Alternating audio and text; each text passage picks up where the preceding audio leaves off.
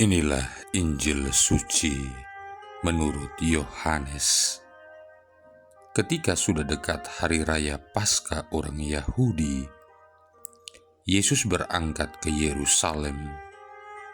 Dalam bait suci, didapatinya pedagang-pedagang lembu, kambing domba, dan merpati, dan penukar-penukar uang duduk di situ.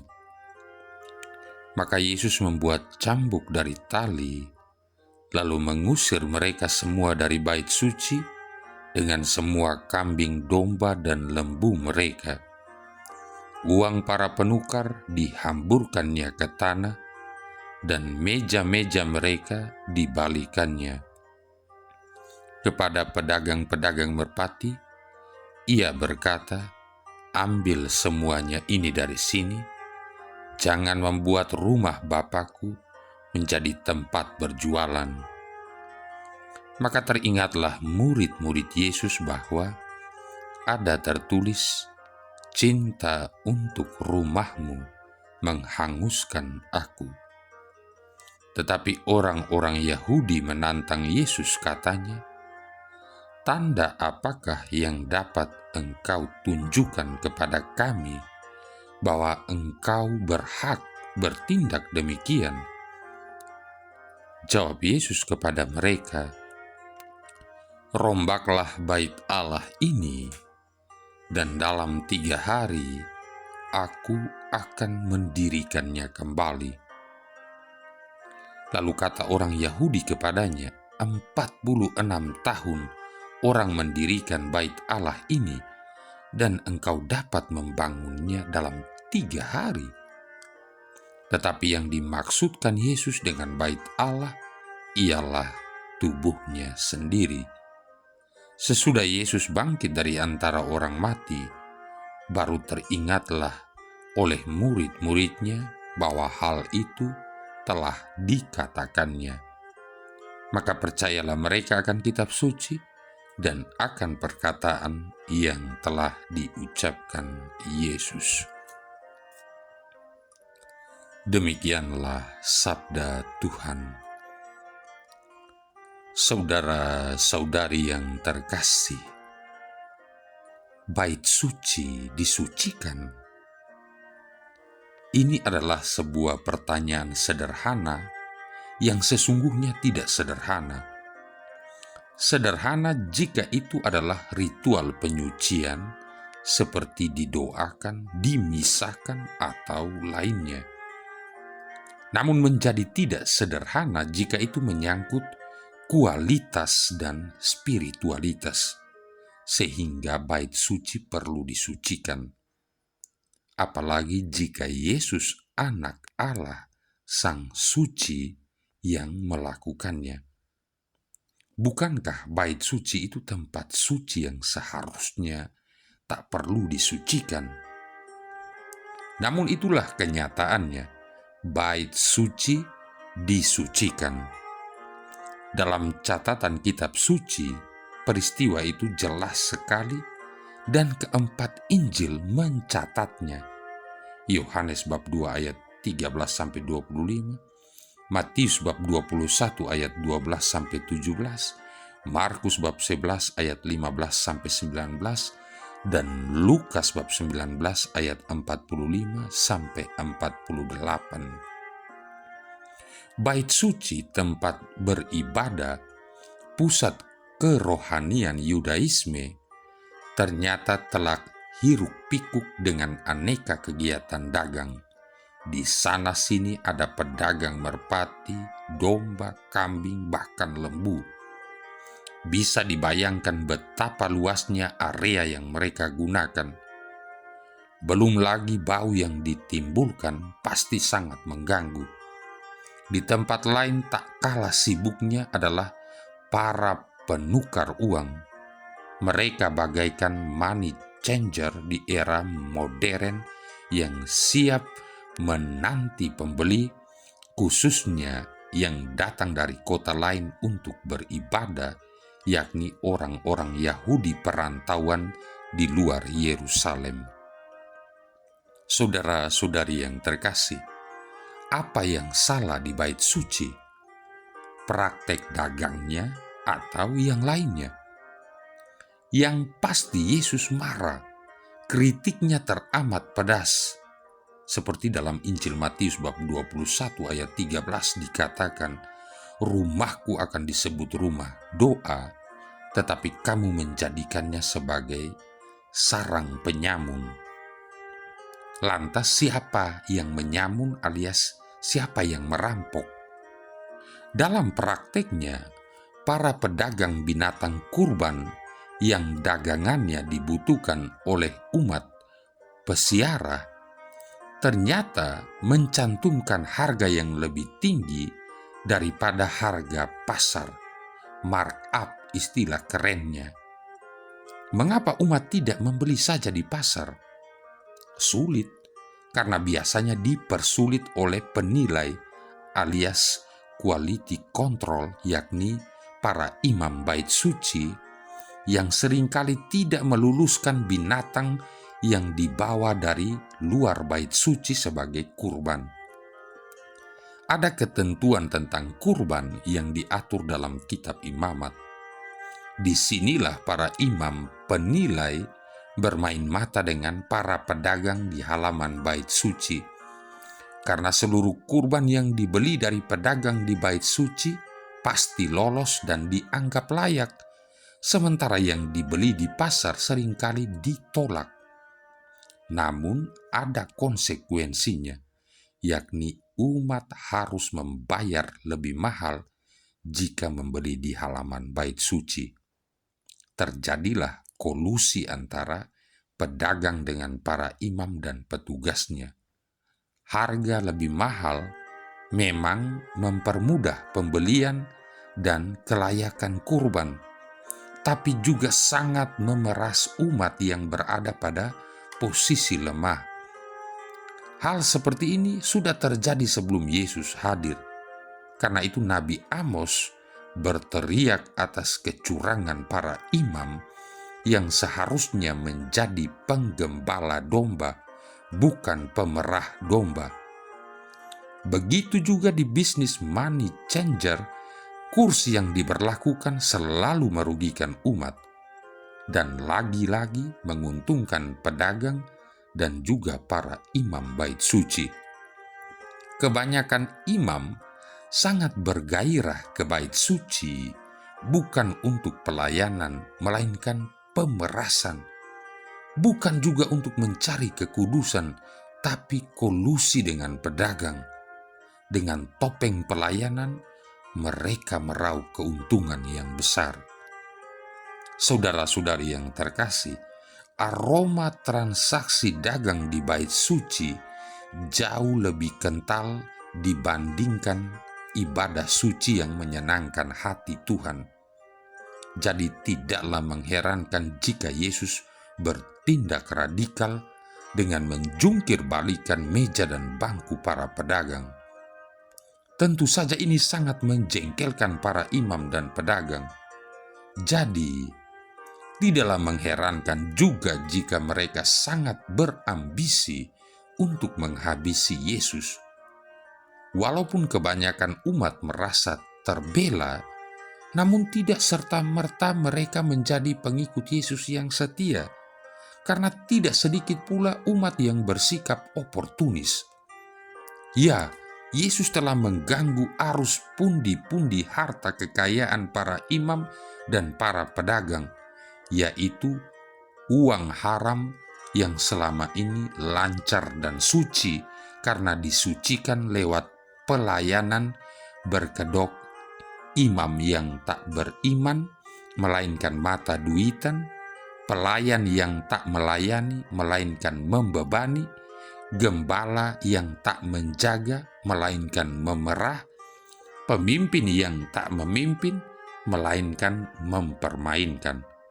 Atau seperti kata Uskup Agung Kupang Monsinyur Petrus Turang, pastor dan biarawan-biarawati viral untuk keuntungan diri sendiri. Akhirnya ibadah menjadi kepalsuan. Asal membayar lebih, asal mengikuti ketentuan yang dibuat para imam, pengampunan dosa diperjualbelikan, dan celakanya ternyata umat juga jadi pembeli yang tidak selektif. Mungkin merasa sama-sama diuntungkan. Yang satu untung uang, yang lain untuk pengakuan dan tidak dikucilkan. Belum lagi bisa lolos dari hukuman dosa. Jadi tidaklah mengherankan jika praktek seperti ini berjalan cukup lancar dan posisi Yesus terasa sulit. Berhadapan dengan para imam yang mengatasnamai agama, yang mengatasnamai pedagang atas nama usaha, dan yang mengatasnamai umat atas nama rakyat banyak. Apalagi jika banyak diidentikan dengan kebenaran, maka Yesus adalah pesakitan. Ngerinya, sosok kepalsuan ternyata memutarbalikan fakta. Menjadi lebih mengerikan lagi karena hal ini sering sukses.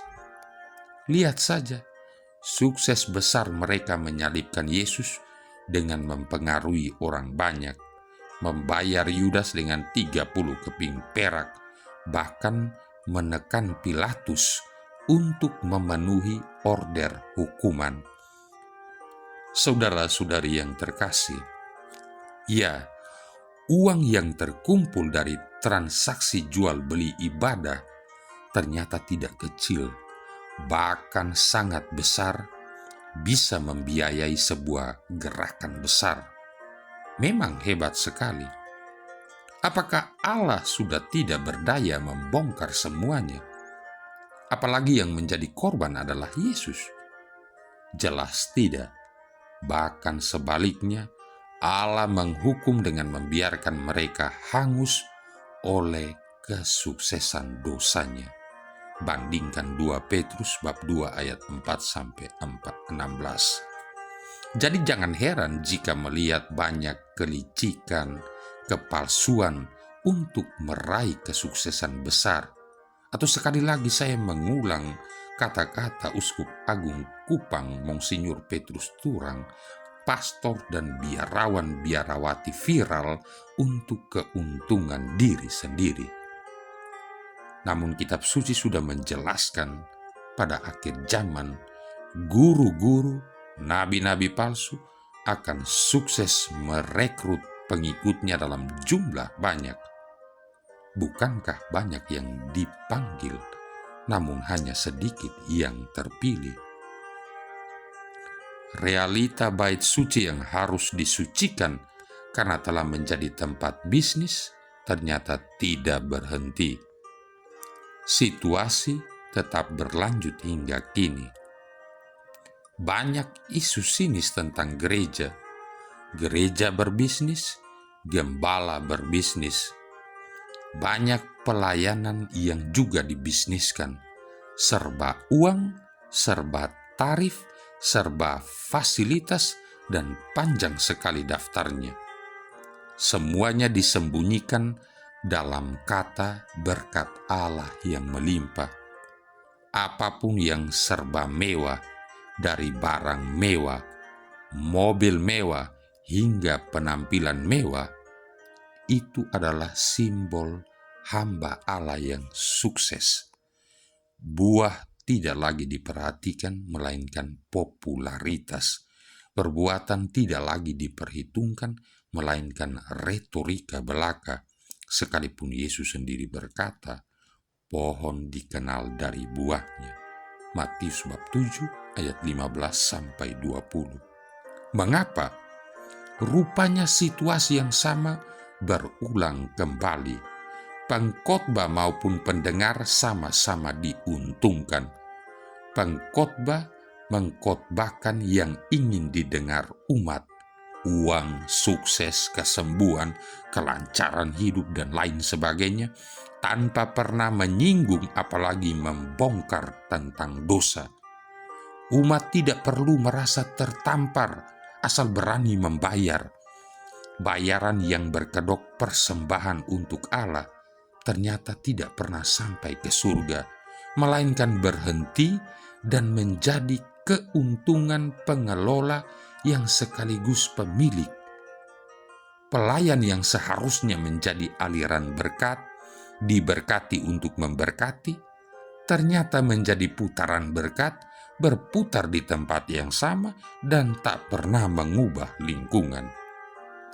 Saudara-saudari yang terkasih, mayoritas penduduk Eropa adalah Kristiani.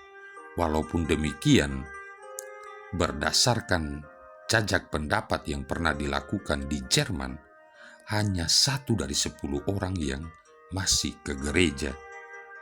Ternyata lebih dari 90% umat Kristiani di Eropa tidak mau ke gereja lagi, sebab mereka tidak merasa mendapatkan sesuatu yang bermanfaat dari gereja. Friedrich Wilhelm Nietzsche, seorang filsuf ateis Jerman yang mengatakan Tuhan telah mati, God is dead, pernah ditanya mengapa ia mempunyai pandangan yang sangat negatif tentang umat Kristiani. Ia menjawab, saya akan bisa percaya pada Tuhan bila mereka yang mengaku Kristen sedikitnya lebih terlihat kelakuannya sebagai orang Kristen. Bahkan C.S. Lewis, seorang penulis Kristiani yang terkenal, pernah menulis bahwa gereja bukan lagi sarana penolong yang lebih mendekatkan diri pada Tuhan, bahkan sebaliknya menjadi penghambat. Mengapa bisa demikian? Karena gereja sekarang adalah ajang atau tempat kita bisa saling pamer gaya hidup, entah pamer pakaian, pamer mobil, pamer status, pamer harta, dan sebagainya. Gereja juga jadi bursa untuk bertukar gosip, gosok sana sini panas, baru keluar misa berdiri di depan pintu hanya untuk berbicara tentang orang lain. Untuk orang-orang muda, gereja jadi ajang cari jodoh. Ini tidak salah juga. Yang salahnya saat misa bukan duduk di dalam gereja, tapi di bawah pohon, di Gua Maria, di stasi-stasi jalan salib, supaya bisa lihat sana sini, oh yang itu cantik, yang ini ganteng. Esok lusa pacaran masuk OMK, putus OMK juga bubar, karena orang tidak mau lagi ikut OMK, bahkan misa di paroki sendiri. Lebih memilih misa di paroki lain, supaya jangan bertemu mantan. Juga saat ini banyak yang ke gereja, supaya tetangga selingkungan se-KUB tahu kita ini orang saleh yang taat ke gereja. Padahal kalau doa rosario di rumah tetangga tidak pernah mau ikut. Ini saleh tapi salah iman. Ini kudus tapi kudis iman. Saudara-saudari yang terkasih, banyak orang pada masa kini pergi ke gereja sekedar untuk memenuhi kewajiban seperti membayar premi asuransi supaya bisa masuk surga, ikut misa, datang saat mulai bacaan Injil, pulang sesudah komuni. Apabila misa sudah lebih dari 1 jam, orang mulai gelisah dan tidak betah. Sudah kelamaan dan bosan, ingin cepat-cepat pulang.